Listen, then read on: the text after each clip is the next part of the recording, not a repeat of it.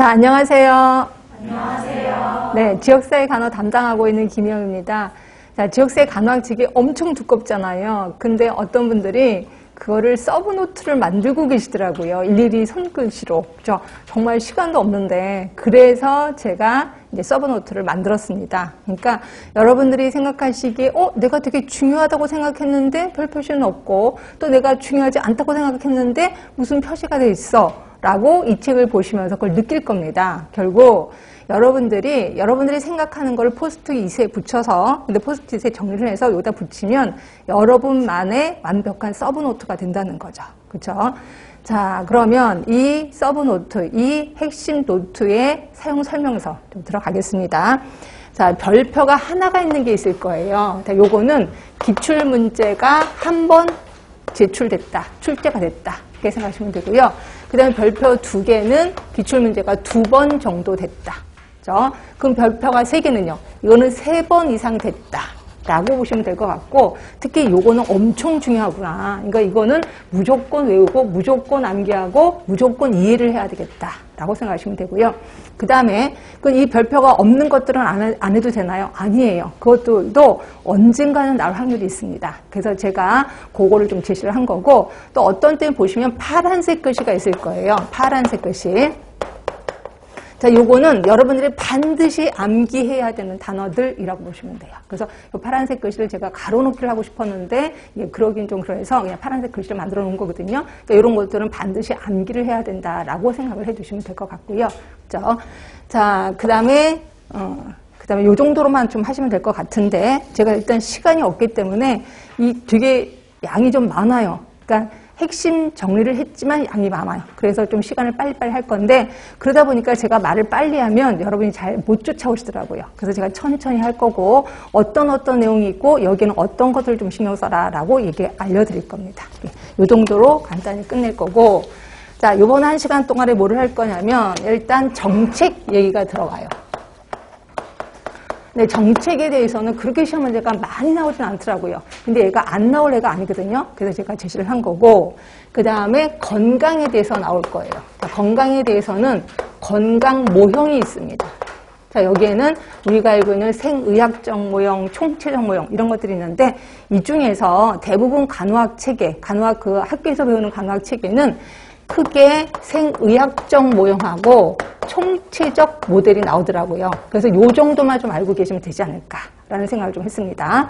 자, 그리고 시험 문제에 나왔던 라논드요. 자, 라논드는 무조건 외워야 되겠다라는 좀 생각을 하시면 될 것 같고, 그 다음에 시험 문제 단골 문제인 지역사회 간호사의 역할이요.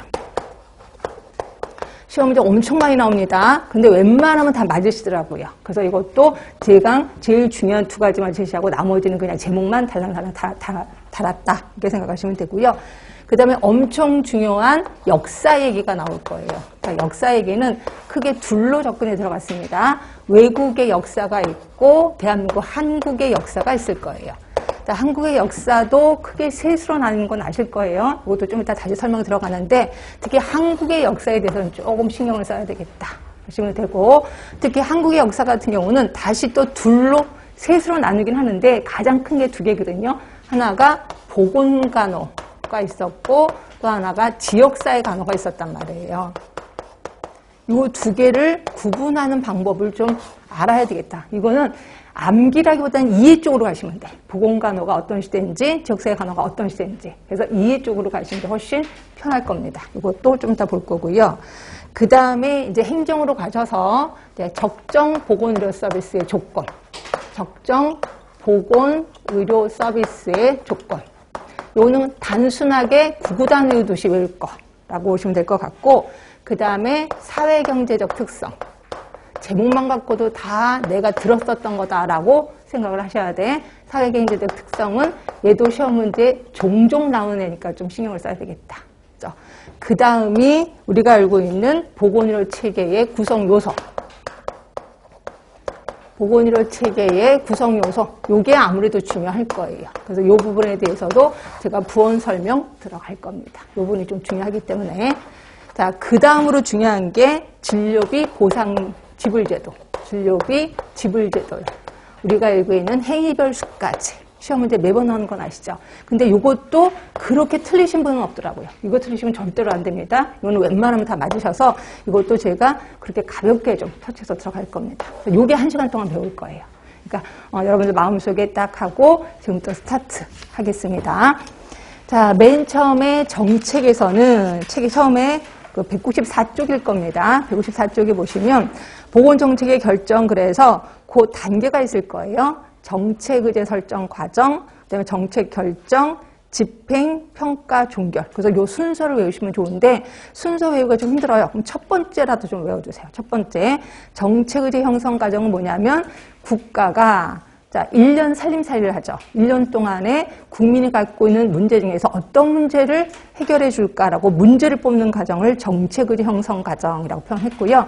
시험 문제는 어떤 식으로 나오냐면 어떤 상황을 제시할 거예요. 상황을 제시하고 이거는 정책의 어떤 과정이냐 뭐 이런 식으로 나올 겁니다. 그러니까 이거는 여러분들이 이 상황을 읽어보시면 아, 요게 문제를 뽑는 과정이구나, 아니면 요거를 집행하는 과정이겠구나라고 감이 좀 잡히실 겁니다. 그래서 요거는 그 상황에 따라서 여러분들이 짝짓기를 좀 잘하면 된다, 이렇게 생각하시면 될 것 같고요. 자, 두 번째, 우리나라 보건정책의 변천은 여러분들이 읽어보시면 될 것 같고요. 자, 뒤로 가겠습니다. 자, 건강개념이요.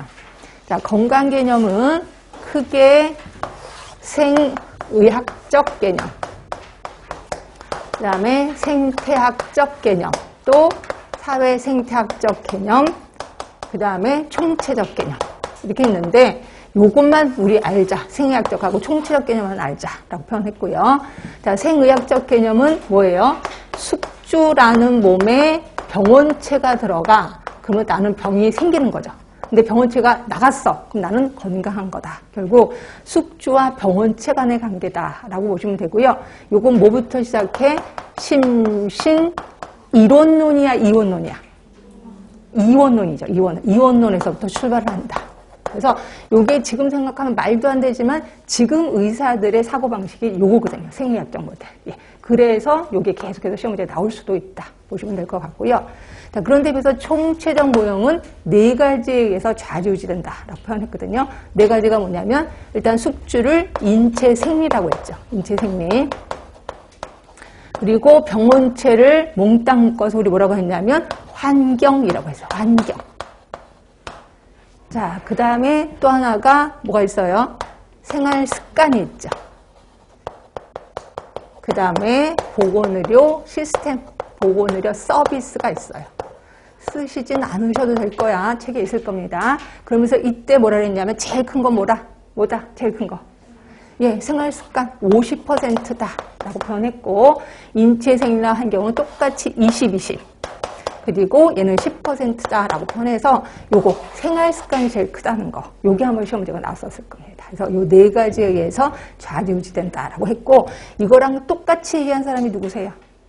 라논드라는 사람이죠. 네, 라논드도 똑같이 얘기했습니다. 그러니까 똑같이 얘기하긴 했는데 뭐라 그랬어요? 요 순서가 약간 바뀌었다라고 보시면 돼요. 아, 이게 이렇게, 죄송해. 라논드는 똑같이 요건데 제가 착각을 했습니다. 순간적으로. 다시 한번 얘기를 할게요.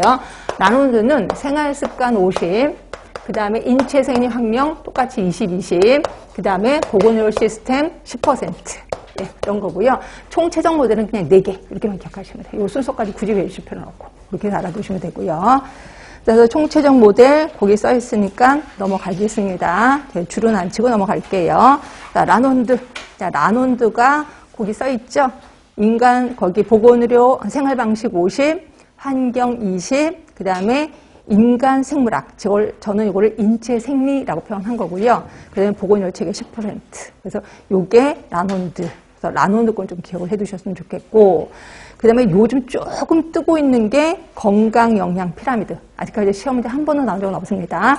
자, 건강영양 피라미드는 말 그대로 요거예요. 피라미드. 자, 피라미드를 제시해서 밑으로 갈수록 훨씬 영양이 많은 거예요. 그러니까 대부분 건강에 영향을 주는 요인이 많은 게 요 밑에 쪽. 그리고 위로 갈수록 건강에 영향을 조금 주는 거라고 보시면 되고, 밑에 쪽하고 위에 쪽, 그 2개만 외우시면 되지 않을까. 가운데는 좀 그렇다. 한 번도 문제 나오진 않았기 때문에 만약에 나온다면 제일 큰 거하고 제일 작은 게 나오지 않을까라는 생각이 듭니다. 제일 큰 게 동그라미 1번, 사회 경제적 요인이에요. 그러니까 여기에서는 여기가 되는 거죠. 사회, 경제적 요인이 되는 거죠. 요인이 되는 거고 그냥 쭉쭉 올라갔다가 맨 마지막에 거기 보시면 교육이죠. 상담과 교육. 이게 되는 거죠. 그래서 이 중에서 1번만이라도 좀 기억을 해 두시는 게 좋을 것 같고요. 그 다음에 이제 건강 개념의 변천은 이렇게 건강이 변천됐다. 이런 것들은 여러분 다 아셔야 되는 겁니다. 그래서 이것도 제가 안 읽고 넘어가겠습니다. 불연속, 연속. 그리고 운명론적 사고에서 사회 책임 요구로. 이런 식으로 바뀌었구나. 문제 그렇게 나오진 않았습니다. 그래도 여러분은 감은 좀 잡으셔라. 자, 그 다음에 지역사회에 초점을 두는 건강의 개념. 이거는 대놓고 시험 문제 나온 적은 없는데 하여튼 이건 상식처럼 알고 계셔야 돼. 자, 보시면 지역사회에서 보는 건강의 개념은 약간 상대적이고 역동적이다. 자, 상대적이라는 거는 뒷집 할머니에 비해서 나는 건강해. 또는 작년의 나에 비해서 나는 건강해. 이게 상대적인 겁니다. 그리고 역동적 개념. 건강은 얼마든지 움직일 수 있다는 거죠. 자, 그리고 두 번째 보시면 기능적인 관점에 포커스를 둡니다. 그래서 내가 손과 발이 없어도 어떻게 해서든지 내가 일상생활을 해. 그럼 나는 건강하다. 이렇게 본 거고요. 그리고 인구 집단의 건강을 더 중요시 여깁니다. 이것도 아실 거예요. 그래서 이거는 지역사회에서 보는 건강의 개념이니까 대놓고 시험 문제 나오지는 않는다. 근데 감은 좀 잡아라 라고 얘기한 거고. 자, 그 다음에 뒤로 가시면 지역사회 간호사의 역할. 시험 문제 엄청 많이 나왔다라고 했고 이 중에서 대변자 변화 촉진자는 되게 중요한 역할입니다. 그래서 따로 제가 설명을 드린 거고 나머지는 제목만 갖고도 여러분 답은 쓸 수 있을 것 같아요. 그래서 그 정도로 넘어가겠습니다. 자, 그 다음에 역사 얘기를 잠깐 할게요. 자, 역사 얘기는 수업 들으면서 요거 기억나실려나 모르겠습니다. 자, 우리나라 45년으로 끊었고 또 하나 80년으로 끊었다. 기억나시나요? 45년 이전에는 뭐예요? 방문간호 시대라고 표현했고 45년부터 80년까지는 뭐예요? 보건간호 시대. 그러니까 보건간호라는 거는 뭐예요? 위에서 명령을 내리고 그대로 밑에서 하는 거야. 결국 상의 하달식의 사업을 하는 거죠. 상의 하달식의 사업. 그리고 요때 유명한 3개의 사업이 있습니다. 혹시 기억나세요? 3개의 사업. 결핵, 또 모자보건, 또 네, 결핵, 그다음 모자보건, 또 가족계. 예, 그 유명한 3개의 사업을 하게 되는 게 요 시기라고 보시면 되고요. 그리고 80년대 이후에는 지역사회에 가서 사업을 했죠. 그래서 이때부터는 지역사회 간호시대라고 표현했습니다. 그런데 외국의 역사는 뭐예요? 외국의 역사는 요게 1900년이죠. 그리고 1960년이죠. 결국 1900년까지는 방문간호시대. 이거 외국의 역사입니다. 그리고 1900년에서 60년까지를 보건간호시대 표현했고 1960년 이후는 지역사회 간호시대라고 했고요. 특히 외국의 역사는 혹시 이거 기억나세요? 구역간호라는 거 기억나세요? 구역간호. 자, 분명히 방문부터 시작을 했습니다. 분명히 방문부터 시작했는데 누가 구역을 정해서 간호를 했어요. 기억나세요? 윌리엄 라스본이라는 사람. 자, 보건소의 효시 윌리엄 라스본에 의해서 구역간호가 시작이 됐다. 그래서 예전에 시험 문제는 순서를 정해라 라고 했을 때 방문간호가 먼저고 구역간호가 그 다음이야. 그렇죠? 그리고 보건간호로 들어간다. 이렇게 보시면 될 것 같고요. 그래서 구역간호는 누구 때문이냐면 윌리엄 라스본 때문에 그렇다. 이것도 좀 기억을 해두시면 되고 윌리엄 라스본이 누군지는 알고 계시죠? 그렇죠? 자, 그 다음에 보건간호하고 지역사회 간호는 두 개 좀 구분하자라고 표현했거든요. 대부분 보건간호는 상의 하달식이야. 국가가 명령 내리고 자, 서울에 있는 보건소든 지방에 있는 보건소든 똑같은 사업을 하게 되는 거죠. 그렇죠? 일률적인 사업을 하는 게 보건간호. 그런데 비해서 지역사회 간호는 80년부터야. 그럼 80년에는 무슨 법? 혹시 기억나세요? 무슨 법? 농특법. 80년에 농특법. 그 다음에 농특법에 의해서 1차 보건의료가 행해지게 되는 거죠. 1차 보건의료. 자, 그 다음에 1차 보건의료 하면 또 생각나는 거 무슨 또 법 있지 않아요? 국민건강증진법. 기억하시죠? 국민건강증진법. 국민건강증진법은 몇 년? 95년. 95년이고 이것도 외국 역사랑도 헷갈립니다. 우리나라는 80년에 농특법, 95년에 국민건강증진법에 의해서 국민건강증진이 만들어지게 되는 거죠. 그래서 요 두 개에 의해서 지역사회 간호가 시작이 됐다. 이렇게 보시면 될 것 같고요. 그래서 우리 1차 보건의료 건강증진, 특히 건강증진 하면은 헬스 플랜 2020-2030 다 아실 거예요. 이런 것들이 나온다. 그래서 제일 중요한 거는 보건간호가 어떻다는 거, 지역사회 간호가 어떻다는 거 좀 구분 좀 하자라고 표현했거든요. 자, 그게 우리 책의 197쪽에 있는 겁니다. 자, 보시면 보건간호, 지역사회 간호, 거기서 파란색 글씨를 잠깐만 볼 거예요. 자, 사업의 목적을 보시면 지역사회 간호는 적정 기능 향상. 이게 지역사회 간호의 목표다. 그렇죠? 그리고 사업 대상을 보세요. 사업 대상을 보시면 선택된 집단. 자, 선택된 집단 뭐예요? 세개 집단. 뭐였었죠? 이거죠. 결의, 모자보건, 가족계. 이게 선택된 집단이야. 요게 주로 사업을 했었었고, 그런데 비해서 지역사회 간호는 지역사회 주민 전체가 대상이다. 얘기를 했고요. 자, 사업 운영 방식 보시면 정부의 지시에 따라. 그래서 제가 상의 하달이다. 이렇게 표현했고요. 그리고 지역사회 간호는 거꾸로 하의 상달이겠죠. 주민의 요구에 따라서. 자, 사업의 전달 보시면 수동적이고 수직적이고 하향적. 그러나 지역사회 간호는 지역 주민이 직접 참여를 해. 그러다 보니까 능동적이고 수평적이고 상향식이다라고 표현하고 있습니다. 이거 다 이해가 되셔야 됩니다. 자, 그리고 뒤로 가시면 계속 있어요. 자, 보시면 예방 중심의 보건간호인데 여기서는 건강을 관리해 주는 거예요. 이게 헷갈립니다. 그러면 공중보건은 치료 아닌가요? 아니요, 예방 중심이에요. 예방 중심이지만 그러나 지역사회 간호는 건강을 관리해 주는 사업이었다 하시면 될 것 같고, 자, 밑에 또 파란색 글씨 있을 거예요. 대상자의 위치요. 대상자의 위치가 예전에 보건간호는 수혜자, 의존자를 썼어요. 그러나 지역사회 간호는 동반자다. 같이 일을 하는 거죠. 그래서 나머지들도 기억을 해두시면 되고요. 자, 뒤로 갈게요. 외국의 역사입니다.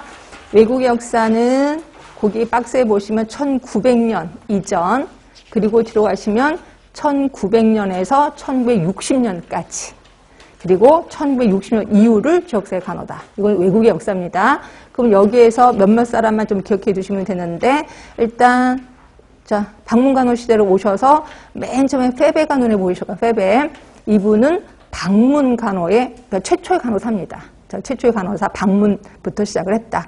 그리고 맨 마지막에 보시면 구역간호라고 보이실 겁니다. 구역간호 누구 때문이야? 윌리엄 라스본 때문에. 그래서 방문간호는 방문, 구역 이렇게 나누는구나 이렇게 보시면 될 것 같고요. 자, 그리고 보시면 구역간호에 또 볼 사람. 아까 윌리엄 라스본은 영국 사람입니다.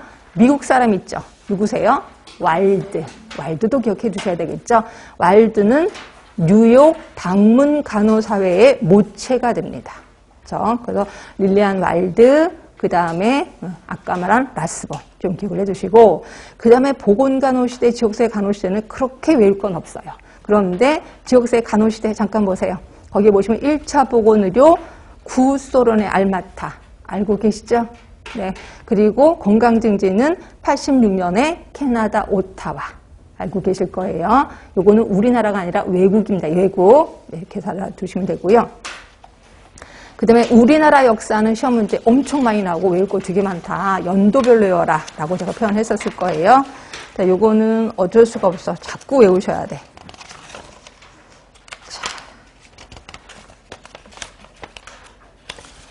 자, 우리나라 역사의 45년 이전의 방문간호 시대. 여기서는 23년에 로젠버그, 그리고 30년에 클라라. 요 두 분은 일단 기출문제에 나섰습니다. 좀 기억을 해두시고, 그 다음에 보건간호 시대로 가셔서 45년부터 80년까지. 이거는 외울 거 엄청 많다라고 했고, 혹시 기억나세요? 우리나라 처음 모범보건소가 세워진 게 몇 년? 모범보건소. 46년입니다. 그러니까 45년에 미군정 시대고 바로 그 다음에 모범보건소가 세워지죠. 그렇죠? 그리고 법 없이 사업을 했다 그랬죠. 그래서 법을 만든 게 이로부터 10년 뒤인 56년에 보건소법이 제정이 되죠. 법이 제정됩니다. 근데 이게 엉망이라 그랬죠. 그래서 전면 개정한 게 몇 년? 62년. 62년에 보건소법을 전면 개정하죠. 이 정도는 좀 외우자라고 표현해요. 그래서 실질적인 보건소의 사업은 62년부터다라고 주장한 학자들도 있다라고 표현했거든요. 자, 그래서 보시면 거기에 46년 있고, 그 다음에 56년. 보건소법 제정, 62년에 전면 개정. 예, 그래서 거기 보시면 옆으로 쭉 가시면 보이시죠? 결핵, 모자보건, 가족계획 사업이 주된 사업 내용이었다라고 표현하고 있습니다. 나머지도 그렇고. 자, 뒤로 갈게요. 자, 73년. 이거 외워두세요. 이것도 시험 문제 나왔었는데, 요게 보건간호사 제도가 만들어집니다. 이때 처음 보건간호사 제도가 만들어져서, 자, 병원의 간호사보다 자격 기준이 좀 강화가 된 게 73년. 네, 그렇게 알아두시면 되고, 그 다음에 지역사회 간호는 훨씬 많아요. 시험 문제는 어떻게 나온다 그랬어요? 1980년대 이후의 역사적인 사건으로 올바른 건 뭐냐? 이런 식으로 나오거든요. 그러니까 연도를 외우시는 게 제일 좋아, 연도를. 자, 80년에 농특법 얘기를 했고요. 그리고 85년에 군단위 보건소를 대상으로 통합보건사업 기억하시죠? 통합보건사업의 반대가 뭔데? 반대가 전문보건사업이죠. 전문보건사업은 담당자가 다 따로따로 있는 거죠. 결핵 담당, 그 다음에 모자보건 담당 다 따로따로 있는 건데 통합보건은 내가 혼자 가서 다 하는 거죠. 그래서 가정방문 가서 혼자 다 하는 거 85년부터입니다. 이것도 기출문제로 나왔었고, 그 다음에 90년으로 가셔서 자, 산업보건의 보건관리자로 이름이 계층되면서 독자적인 역할을 한 거죠. 그래서 제가 예전에 뭐라 그랬어요? 90년대부터 간호사들이 독자적인 역할을 했었다라고 표현을 했었거든요. 자, 그리고 95년에 국민건강증진법 제정됐고, 이때 보건소법이 지역보건법으로 이름을 더 바꿨다. 다 알고 있는 연도입니다. 그리고 2003년, 2006년 두 차례 의료법이 개정되면서 전문간호사가 13개로 확대가 됐다. 그렇죠? 그리고 2007년에 노인장기요양보험법이 제정됐다. 그래서 제가 지금 말씀드린 건 당연히 외워두셔야 돼. 되게 중요하니까. 자, 이렇게 해서 역사 얘기가 좀 끝났고, 그 다음에 자, 적정보건의료 서비스의 조건. 적정보건의료 서비스의 서비스의 적정 요건은 앞자만 따서 제가 외우라 그랬을걸요? 접, 질, 지, 효율성, 접근 용이성, 질적 적정성, 지속성, 효율성. 네, 이렇게만 기억하시면 되고요. 그렇게 나오진 않더라고요. 대놓고 워낙 쉬워서. 자, 주로 나오는 건 바로 그 밑에 사회경제적 특성. 이게 시험 문제 나온다라고 표현했고, 이 중에서 사회경제 특성 중에서 좀 신경 쓰실 게 그거 있었었죠. 외부 효과. 자, 예방접종하면은 꼭 생각나는 게 외부 효과. 그죠? 예방접종 같이 외워라라고 표현했고, 그 다음에 질병의 발생이 예측 가능하다, 불가능하다? 불가능하다. 질병 발생이 예측이 불가능하다. 그래서 뭐를 만든다? 건강보험이라는 걸 만든다. 라고 표현했었을 거예요. 그래서 요 2개 정도는 좀 알고 계시는 게 좋고요. 자, 거기서 볼게요. 예측 불가능성, 건강보험. 그리고 외부 효과는 예방접종. 그 다음에 또 하나 신경 쓰실 건 공공재. 자, 공공재는 2가지 특징을 갖고 있죠. 비배제성, 비경합성. 2개의 특징을 갖고 있습니다. 그 다음에 정보의 비대칭. 누가 더 똑똑하다 그랬어요? 의료인이 똑똑하겠지. 이러다 보니까 의사가 하라는 대로 합니다. 그걸 우리 뭐라고 하냐면 공급자가 수요를 유인해낸다. 이렇게 표현했을 거예요. 그래서 공급 유인 수요 현상이 일어난다. 이게 좀 특징적이다라고 표현했고요. 나머지들도 보시면서 이해는 되셔야 됩니다. 자, 그렇게 해서 넘어갈게요. 자, 그 다음에 무엇보다도 중요한 건 보건의료 체계 구성 요소다라고 표현했고요. 자, 보건의료 체계 구성 요소. 자, 빈 종이에 연습하라 그랬습니다. 이거 보면서, 이렇게 보지 말, 이렇게 안 보면서 빈 종이에다 이걸 그릴 수 있어야 된다라고 표현했고, 맨 밑에가 뭐 있었어요? 자원의 개발.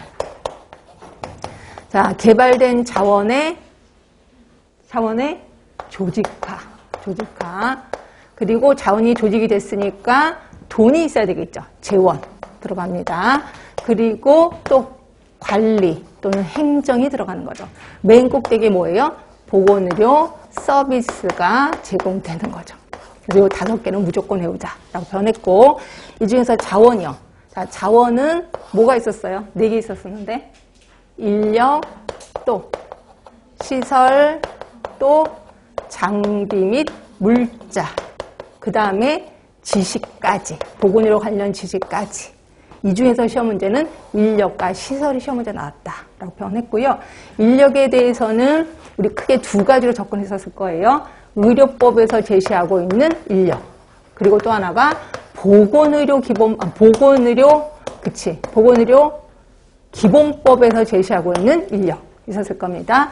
자, 의료법에서 제시하는 인력을 의료인이라고 표현했고 모두 몇 명? 5명이죠. 의사, 치과의사, 한의사, 조산사, 간호사 5명입니다. 보건의료기본법에서는 보건의료인이라고 표현했어요. 그래서 보건의료인 안에는 약사도 들어가고 그 다음에 응급구조사도 들어가고 되게 많이 들어갑니다. 근데 시험 문제는 최근에 뭐가 나왔었어요? 면허냐 자격이냐 이게 시험 문제에 나왔습니다. 그리고 누가 면허인지 누가 자격인지 이걸 외워주셔야 돼요. 그러면 의료법에 따른 의료인은 뭐예요? 모두 면허죠. 면허고 그런데 보건의료인은 면허도 있고 자격도 있단 말이야. 누가 면허인데 누가 자격인데 이걸 외우시라고 제가 말씀드렸습니다. 이게 시험 문제에 나왔었으니까. 그 다음에 시설도 역시 2가지로 접근에 들어갑니다. 의료법에서 제시하고 있는 시설이 있고 보건의료기본법에서 제시하고 있는 시설이 있어요. 그렇죠? 의료법에서 제시하고 있는 시설은 의료시설이라고 표현했고 의료시설은 다시 크게 3개로 나누는데 기억하시나요? 뭐죠? 의원급 의료기관, 또 조산원 있었고 그 다음이 병원급 의료기관 기억하시죠? 자, 의원급 의료기관 하면은 3개 있죠. 뭐예요? 의원, 치과의원, 한의원 3개 있었습니다. 조산원 하나 있고 병원급은 요게 좀 많다라고 표현했죠. 병원, 치과병원, 한방병원, 또 요양병원, 또 요번에 새로 독립해서 나온 정신병원, 그리고 종합병원이 있다. 이렇게 표현했습니다. 이 중에서 이 병원급이요. 이 병원급은 몇 병상 이상? 30병상 이상이어야 된다. 근데 굳이 30병상이 아니어도 되는 거는 치과다. 이렇게 표현했고, 여기서 정신병원은 따로 취급을 해서 별로 언급을 안 할 겁니다. 하여튼 병원, 요 세 병원은 30병상인데, 굳이 30병상이 아니어도 되는 건 치과병원. 그럼 종합병원은 몇 병상? 네, 100병상 이상. 그렇죠? 근데 요 둘로 또 다시 나눠놨죠. 그렇죠? 100병상 이상, 300병상 이하면 필수진료 과목 몇 과목? 7개. 자, 300병상을 초과했다면 필수진료 과목 9개. 2개의 과, 무슨 과? 정신건강의학과, 치과. 이렇게 얘기를 했습니다. 그래서 얘네는 시험 문제 좀 나옵니다. 좀 신경 써주셔야 돼. 네, 좀 볼게요. 책은 205쪽이고요. 205쪽. 204쪽도 다시 한번 잔소리할게요. 자원의 개발, 인력시설, 장비, 물자, 지식, 그리고 자원의 조직화. 위에서 보시면 국가보건보험 프로그램 요 단어들도 기억해 주시라고 그랬어. 요것들이 비어있는 채로 시험 문제가 나왔거든요. 그래서 거기에 딱 비어있는 칸에 무슨 내용이 들어가느냐 뭐 이런 식으로 나왔으니까 요거 신경 써라 라고 표현했고요. 자, 뒤로 가시면 인력이 나옵니다. 인력 중에서 의료법에서 나와 있는 의료인은 모두 면허다라고 표현했고 전문자가 들어가면 모두 자격인 건 아실 거예요. 그렇죠? 이것도 아실 거고 그 다음에 그 밑에는 이제 모두 이제 의료기사 등에 관한 법, 그래서 의료기사 쭉 써 있습니다. 그래서 여러분들은 자격인지 면허인지 요걸 좀 신경 써라 라고 표현했고요. 이거 말고도 많은데 요 정도만이라도 좀 알고 계시라고 요것으로 제가 핵심 요약한 겁니다. 자, 뒤로 가시면 이제 의료법에서 제시하고 있는 의료기관, 의원급 3개 얘기를 했고요. 조산원 있고 병원급. 자, 병원급에서는 자, 요번에 독립해서 나온 게 정신병원이다. 그래서 좀 신경 써라 라고 표현했고요. 그 다음에 그 밑에 또 병원 등은 30개 이상이라고 표현했거든요. 근데 여기에는 가로 안에 보시면 병원, 한방병원, 그리고 요양병원만 해당이 돼. 결국 치과병원은 없어요. 결국 치과병원은 30병상이 아니어도 된다 라고 표현한 거고, 자, 종합병원 100개 이상인데 동그라미 2번에 100개 이상 300병상 이하면 7개. 그리고 300병상을 초과했으면 9개. 2개의 과가 없으니까 거기다 써 넣으셔야 되겠지. 뭐예요? 치과, 정신건강의학과. 그렇게 해서 써 놓으시면 되고. 그 다음에 상급 종합병원이 있고 전문병원인 건 아시죠? 이것들도 좀 알아두세요. 이거는 보건복지부 장관이 지정하는 겁니다. 보건복지부 장관이 종합병원 중에서 중증질환에 대해 난이도가 높은 의료행위를 하는 것을 뭐라고 해? 상급종합병원이라고 하는 거죠. 그치? 그 상급종합병원은 필수진료 과목 20개입니다. 그리고 몇 년마다 평가를 한다? 3년마다. 자, 전문병원은 특정 질환에 대해 난이도가 높은 의료행위를 하는 곳을 어느 급에서, 병원급에서 지정합니다. 그리고 여러 가지 요건을 갖추고 있어야 되고, 역시 몇 년마다 지정한다? 3년마다. 네, 알고 계시면 되고. 자, 그 다음에 요게 이제 병원 체계고요. 그 다음에 공공보건의료기관은 좀 다르죠. 자, 공공보건의료기관은 크게, 그러니까 공공적으로 가시면 국제조직이 있고 국내 조직이 있단 말이에요. 아까는 이제 병원 조직에 대해서 얘기를 한 거고, 이거는 공공보건의료기관에 대해서 얘기를 합니다. 그럼 국내 조직은 다시 둘로 나뉘죠. 중앙조직이 있고 지방조직이 있다. 자, 중앙조직은 우리가 알고 있는 2개. 기억나세요? 2개? 예, 보건복지부, 또 하나. 행정안전부 있었습니다. 이 중에서 예산권, 인사권을 갖고 있는 게 누구? 행안부. 인사권과 예산권을 갖고 있고, 그럼 보건복지부는요? 사업 감독권을 갖고 있다. 이렇게 표현했습니다. 그리고 지방으로 내려가면은 여기 밑으로 시도가 있고, 그리고 시군구, 시군구 안에 보건소가 들어가 있는 거죠. 보건소 있고, 그 다음에 그 밑에가 보건지소. 보건지소랑 같은 레벨에 뭐가 있다? 건강생활지원센터. 건강생활지원센터가 있다. 그 밑에가 비록 법은 다르지만 보건진료소가 있는 거죠. 자, 보건진료소는 무슨 법? 농특법이죠. 얘는 농특법이고 얘네는 지역보건법이 되는 거죠. 네, 여기서 서열이 있다라고 표현했고요. 자, 하는 김에 좀만 더 합시다. 자, 보건소는 별로 한 개소. 시, 군, 구 별로 한 개소. 누구령? 대통령령. 대통령령. 그리고 무슨 뜻인지 몰라도 외우라는 거. 지방자치단체 조례. 지방자치단체 조례로 설치되어 있다. 이렇게 했고요. 그다음에 보건지소 별로 한 개소. 면 별로 한 개소. 똑같습니다. 대통령령, 지방자치단체 조례. 똑같습니다. 자, 건강생활지원센터 면, 동 별로 한 개소. 똑같이 대통령령, 지방자치단체 조례. 똑같습니다. 자, 보건진료소는 의료취약지역이야. 의료취약지역 몇인? 500인 이상 5,000인 미만인 곳에 세우게끔 돼 있다. 그렇죠? 그런데 도소지역은 300인입니다. 300인. 여기는 대통령령이 아니라 보건복지부령이라고 보시면 되고요. 자, 이렇게 해서 이 정도는 기억하시면 되고, 국제조직 하면은 WHO. 그런데 WHO는 진짜 문제가 안 나오더라고요. 그래서 언젠가 한번 나올 것 같은데 아직까지는 안 나오고 있다. 이렇게 보시면 되고. 자, 보겠습니다. 207쪽에 거기 보건복지부 기술지원, 행안부는 인사권, 예산권 2개 갖고 있다.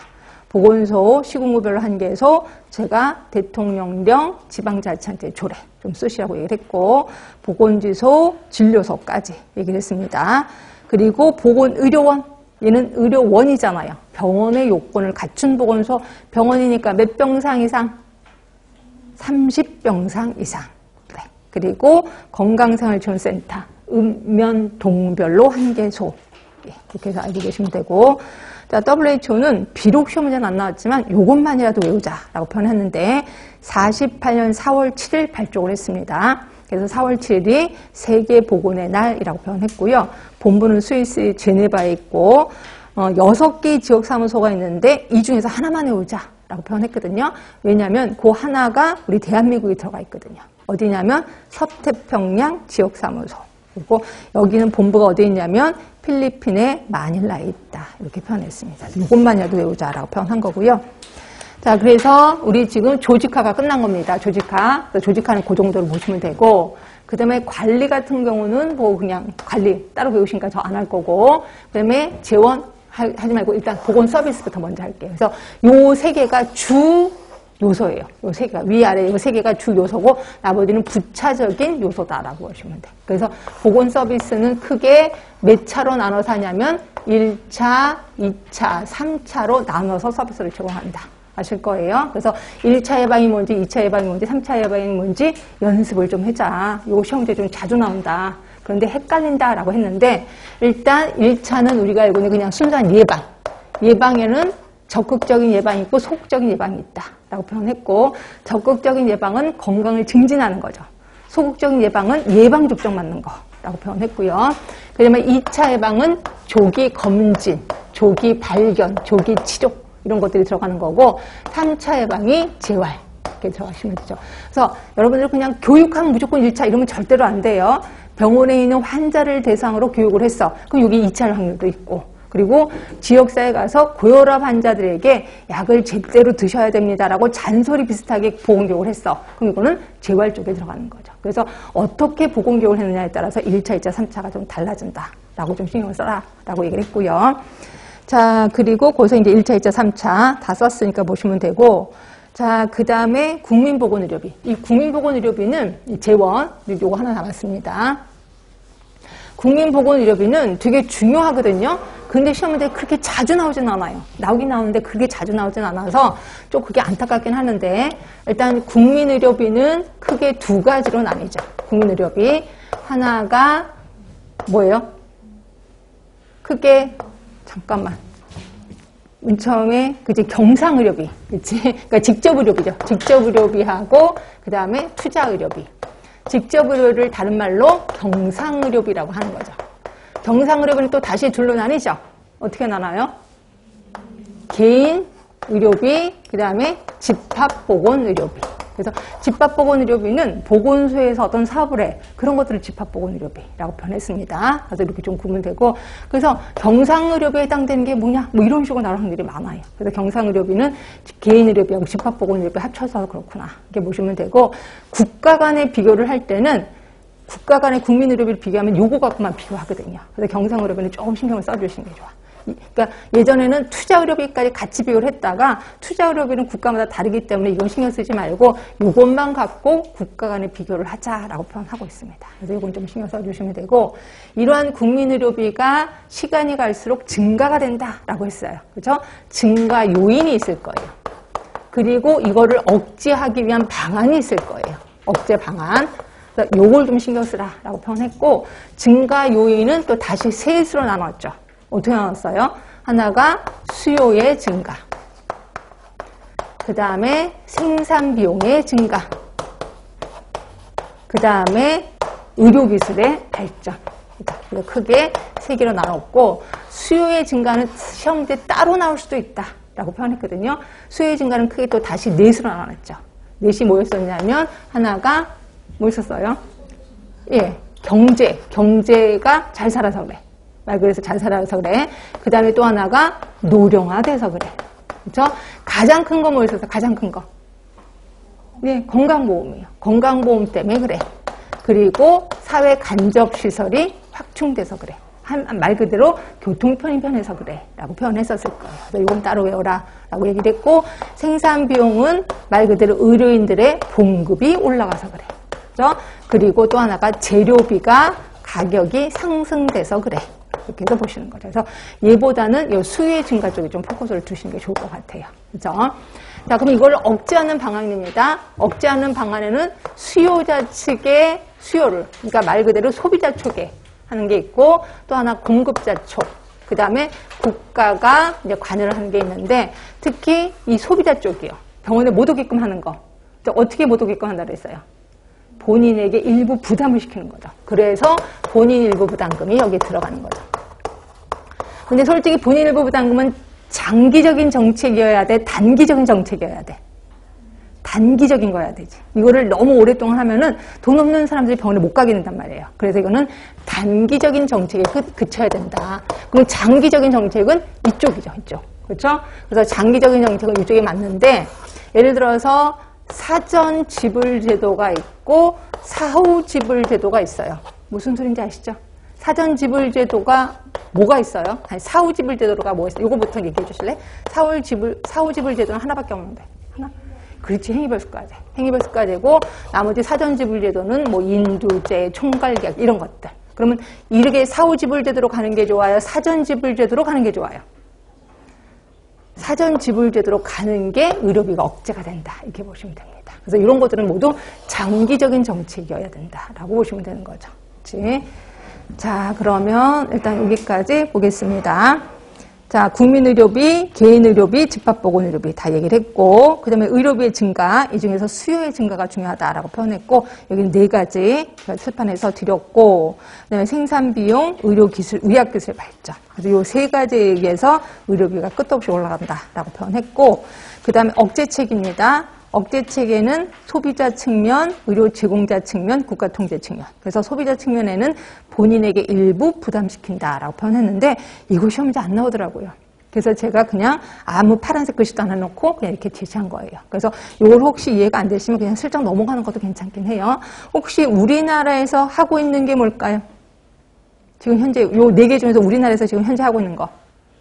정률제 방식. 그래서 정률제 방식이라도 좀 알고 계시는 게 좋은데 이거는 일정 비율이죠. 그러니까 우리는 지금 외래로 가면은 뭐 의원급이면 100분의 30 이렇게 냈잖아요. 이게 일정 비율이다 이렇게 보시면 될 것 같고요.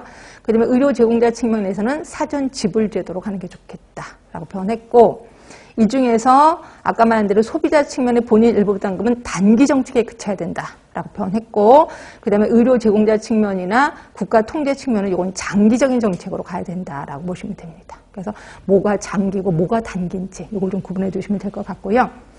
자, 그다음에 진료비 지불 방식 요거는 어떻게 그게 뭔지만 정확히 아시고 장점 단점을 좀 신경 써라 이렇게 표현을 했었습니다. 자, 보시면 특히 자, 그거는 뭐예요? 일종의 점수제라고 하던데, 점수제. 그러니까 어떤 행위를 하면 점수가 붙어 있는 거죠. 그 행위를 많이 하면 그 점수가 전부 더 많이 붙어. 그래서 그 점수당 얼마에서 가격을 매는 거. 이게 뭐예요? 이게 행위별 수까지예요. 행위별 수까지는 일종의 점수제, 여기 좀 신경을 써주시면 돼. 그래서 거기 있을 거예요. 제공된 의료 서비스의 단위당 가격에 서비스 양을 곱한 만큼 보상하는 방식이라는데 여기다 점수제라고 하나 쓰세요. 그러니까 단위당 그러니까 무슨 행위를 했어? 그럼 몇 점이 붙어 있는 거야? 점수가 붙었고 점수당 얼마가 된다 이렇게 보시면 되고요. 자 그리고 여기에 장점을 보시면 의사와 환자 간의 관계가 아주 좋아진다라고 표현했었을 거예요. 그렇죠? 누구랑 누구는 사이가 안 좋아요? 공단하고 그 다음에 의료인하고는 사이가 좀 안 좋다 이렇게도 표현했었을 거예요. 그렇지만 해별수까지 가장 큰 장점은 뭐예요? 의료 서비스의 양과 질이 굉장히 높아진다. 그리고 얘기를 했고 그 다음에 봉급제 넘어가시고 인두제 하면 어느 나라? 영국 생각하셔야 되겠죠? 사람 머릿수대로 돈을 주는 겁니다. 자, 그러다 보니까 거기 보시면 예방에 보다 많은 관심을 갖게 된다. 그렇죠? 치료, 아파서 치료하면 돈이 좀 들어가니까 이렇게 되는 거고 그리고 단점에 보시면 서비스 양을 최소화하는 경향이 있다. 왜냐면 그게 다 내 돈으로 나가는 거니까 의사 돈으로 나가는 거니까 서비스 양이 최소화되는 거고 환자의 후송, 의뢰가 증가된다. 이게 되실 거고 자, 포괄수까지 우리나라 하고 있어요? 안 하고 있어요? 하고 있지요. 이거는 세트 판매라고 표현했고요. 이거는 경제적인 진료 수행을 유도합니다. 그래서 경제적으로 세팅이 됐기 때문에 그렇다라고 표현했고요. 자, 이거 국역화됩니다. 서비스가. 그런데 최소화되기도 한다 그랬죠. 왜? 최소화돼서 남는 돈은 이게 의료기관에서 먹거든요. 그러다 보니까 최소화될 수밖에 없다. 그리고 합병증이 발생 시에 적용이 곤란한 건 당연하실 거고요. 그러면 총괄계약자 어느 나라 생각나세요? 독일 생각나셔야 되겠죠.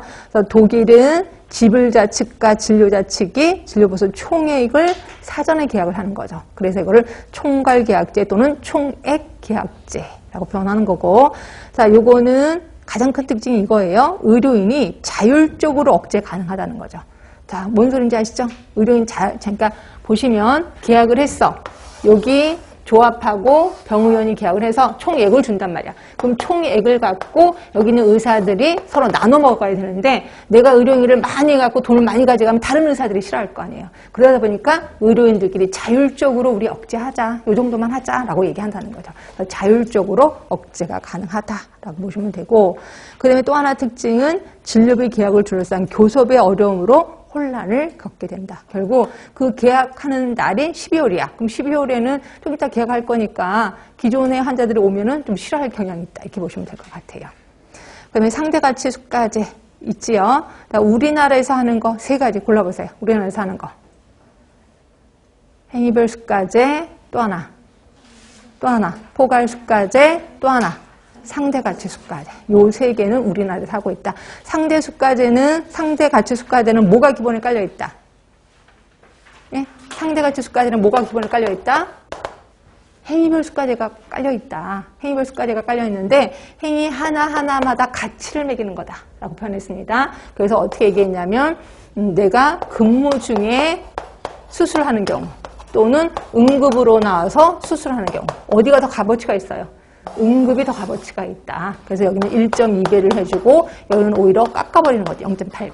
그러다 보니까 모든 의료비는 똑같은 게 아니야. 왜냐면 응급이 작기 때문에. 그러다 보니까 전체 의료비는 떨어질 수밖에 없다. 이걸 우리 상대가치수가제라고 표현했었을 거예요. 그래서 우리는 크게 세 개 하고 있습니다. 상대가치수가제 등등등 세 개 좀 기억을 해두시면 될 것 같고요. 그래서 요 시간에는 요 정도만 좀 하시면 될 것 같아요. 일단 조금만 쉬었다가 바로 하도록 하겠습니다.